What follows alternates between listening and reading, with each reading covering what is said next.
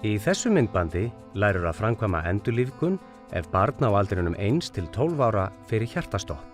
Ef barnið missir meðvitund, kallaðu eða hringdu á hjálp í neyðarlínuna 112. Veltu barninu á bakið. Kannaðu hvort að barnið andar eðlilega með því að leggja aðra höndina á ennið og fingurgóma hinnar handarinnar undir hökuna. Hallaðu höfðuna varlega aftur og lyftu hökunni til að opna öndunarveginn. Ef þú sér brjóstkassan ekki rísa og hníga og finnur hvorki né heyrir eðlilegan andardrátt, andar barnið ekki eðlilega.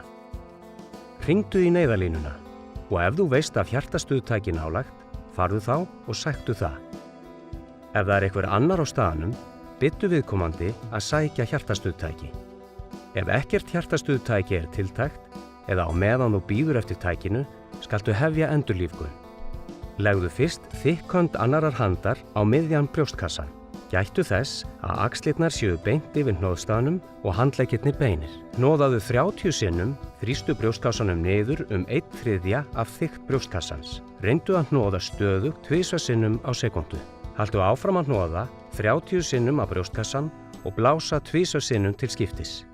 Ef þú getur ekki eða vilt ekki blása, skaltu eingöngu beita hjartahnoði. Ef þú blæst í barnið, ekki gleyma að halla höfðinu aftur og opna þannig vel öndunarveginn. Fylgstu vel með því að brjóstkassin lyftist. Haltu áfram endurlífguninni þar til barnið fyrir að anda eðlilega, sérhæft björgunarfólk eða hjartastuðtæki kemur á staðinn.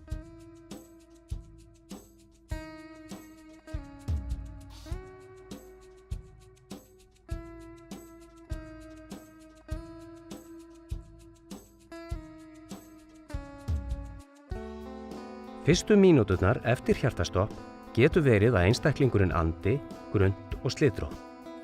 Þetta eru ósjálfráðar hreyfingar og ekki má rugla þeim saman við eðlilega öndun.